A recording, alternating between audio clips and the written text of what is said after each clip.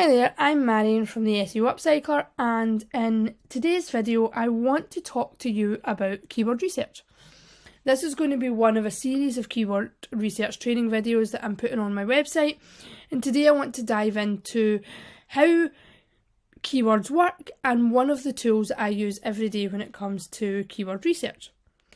Now, for those that don't know, keyword research is all about whatever search term your ideal customer puts into Google or Bing or Etsy or Amazon, any of the search engines, where they hope to find an answer to a problem, they hope to find information that they need to know, or they hope to find a product or service to book.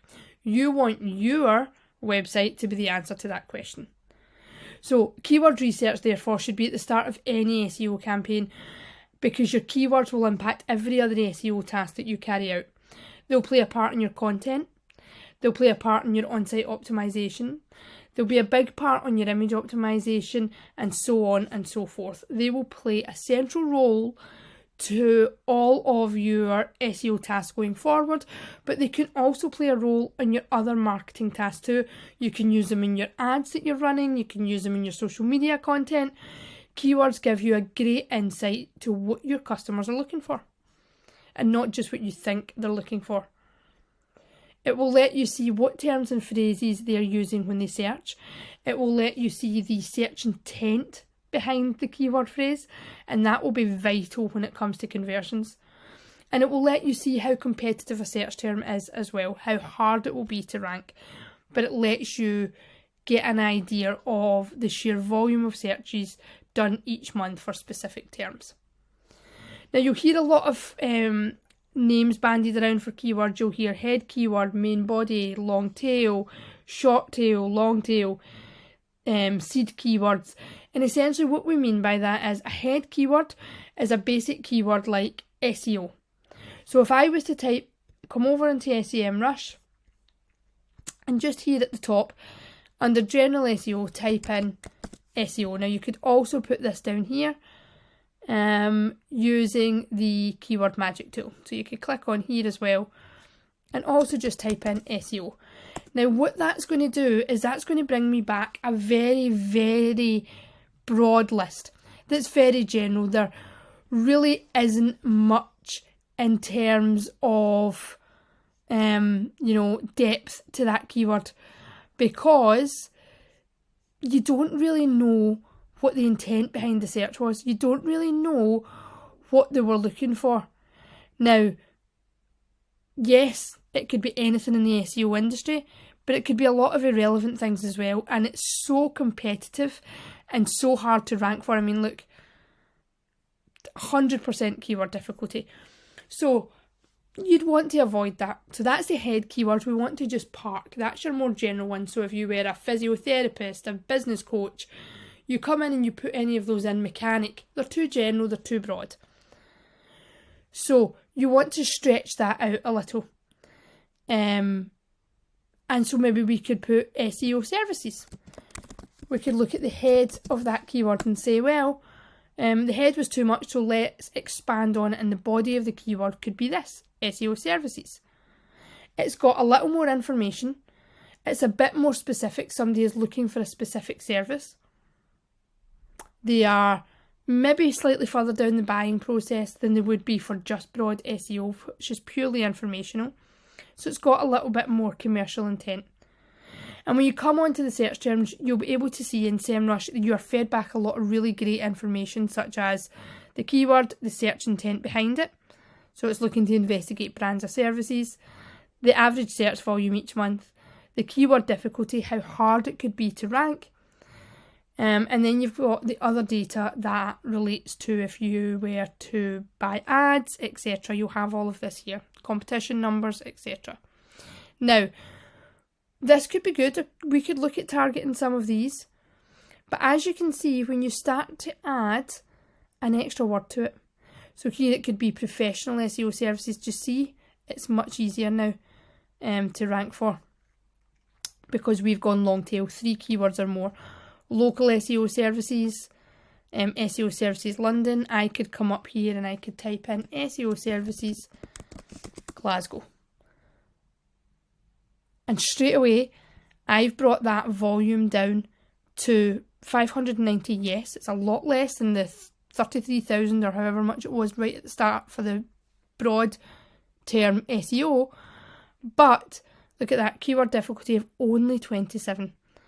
That is more than manageable. And what's more, because of this search term, not only is it, yes, commercial, so we can see the intent behind it, but how specific it is with its location and its service. These people are ready to take action. They are getting in touch with you because they are seriously thinking about hiring a local SEO service or company. So that explains what the kind of head keyword is, which is one word. Then you get down to the body, which is around about 2 words, and then the long tail keywords are 3 or more, and that's really where you want to be hanging out. So how do you identify which keywords to use? Now, we would break it down and we would call the head or even the body the seed keyword, So the seed keyword could be the broad general idea that relates to your business. So maybe perhaps you are a marketing consultant. So your seed keyword shouldn't just be consultant or marketing. Every one of your competitors will be targeting those keywords. It's going to be so competitive, and the search intent is very, very general and vague. So you could break it down slightly initially to get your seed keywords. Now, I always suggest to clients the seed keywords, these 2 keyword prongs, kind of 2 keywords there, come up with 5 at a time. So if you were a marketing manager, you could then dive that down to email marketing, social media, SEO marketing, content creation. Those are your body keywords. They're your seed keywords, the ones that you're going to then expand upon further. If you're a social media manager, you could be looking at TikTok marketing as your seed, or Instagram Reels as your seed, Pinterest growth. The areas of your business that you can break down into little mini categories, they tend to be your seed keywords, round about 2 words long. So you then want to create a list of all the seed keywords that you think could relate to your business. And what we want to do is we want to then take those keywords and pop them into Semrush. You can come over here and use the keyword magic tool. So you would just click on it like we did before, like we did with SEO services, and you can expand upon those seed keywords to see what it's going to throw up for you. So we could put in email marketing. Now we know this is going to come up and it's still going to be really competitive, as you can see here. But what we want to do is go through this list and find keywords that might be long tail, so 3 or more, and therefore easier to rank for. Now Semrush has some great features to help you break this list down. So you could change it across here and make it questions only, broad match, phrase match, but what I really like to do is to come down here. You can search by volume, so how many times is it searched each month. You can search by keyword difficulty. You can search by intent. You can search by CPC. You can include specific keywords or exclude them if you wanted to, and there are some advanced filter options too. But what I like to do is come through here to the keyword difficulties because I'm looking for some quick wins. So let's see how many of these keywords we can find under very easy. And is that then something I'm going to want to target? So email marketing London. Okay, if I was a London agency that specialised in email marketing, then that's a perfect keyword for me. Then you come up to easy and you just work your way through the list. So let's see, managed email marketing agencies, email marketing consultant, and can you see that keyword difficulty now that we've really fleshed it out? So yes, these numbers are dropping, but you're going to get a much higher percentage of conversion from going after a long tail keyword. So then once we have picked our keywords that we want, it's so easy to group them when you are in Semrush. You can put together a list that is so easy. So you just highlight, tick, toggle on any of the ones that you wanted to add to your list, and then you can come up and you can either add to an existing list or you can just create a list. And it is super easy to do.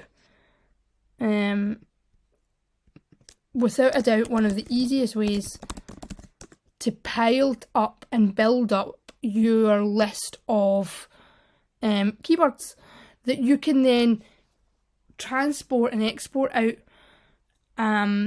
to really dive into it deeper. So I tend to export it, the list. I would export out usually to a CSV file, but you can do it to any that you want to.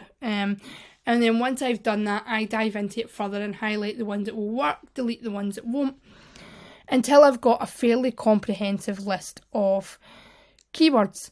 And I actually have a keyword research template that you can download at the bottom of this blog that will let you put in your keyword, position, search volume, search intent, and any URL that you currently rank for. So these are all for your current keywords. And then you can just move along and do it for keyword opportunities, and you can use it for competitor research and blog content ideas as well. But if we jump back onto Semrush, you can then see that it would be really easy to just start playing around with these as options. There is so much there that you can do. But there are other ways that it can help you find some really great keywords. So one of the ways you can do it is to improve upon the keywords that you already rank for. So for that, I want you to come over to the domain overview and you just pop the URL in. So let's see, we were to pick just any kind of site. You'd pick your own site, but I'm just going to pull one of our client sites over. And you just come over, put it in here, and then click search. Now you can do this within Search Console too, but I'm going to show this as me showing you how you can use Semrush's data and keep it all in the one tool. Save you dancing around. You can see the organic traffic here, distribution, loads of information on your website. But what we want is this top organic keywords, and we're going to view the details. And then what we want to do is we want to identify any keywords that we have that are currently on position 6 through to 20, because we want to tackle those and improve the content that's already on our site, because we're almost where we need to be, but just not quite. So you can come down here and you can see everything that you rank for, and it does it exactly the same way. The intent, it's great, it will tell you the position you're in now compared to the position that you were in, the percentage of traffic you get, search volume, etc. And what I just like to do is click positions, and I would do top, well, you can do it in any way you like. You could do 4 to 10, 11 to 20. Say we did 4 to 10. And then we come down here and think, okay, I can start to therefore improve upon these keywords, these pages that are ranking. So here's the URL. And so I can go onto this page and I can find a way to make it better to improve that ranking. And that is one of the best ways to use Semrush to get a quick win. You see what you already rank for, and that's almost on position sort of 1, 2, 3, and you give it a boost. That is exactly what you want to be doing. And it has a wealth of information here for you, including keywords, volume, traffic, cost, etc.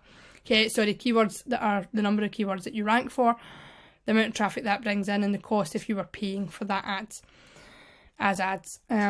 So that is just 2 of the ways that you can use Semrush to build your business and allow it to really hit your ideal customer intent and get it exactly where it needs to be.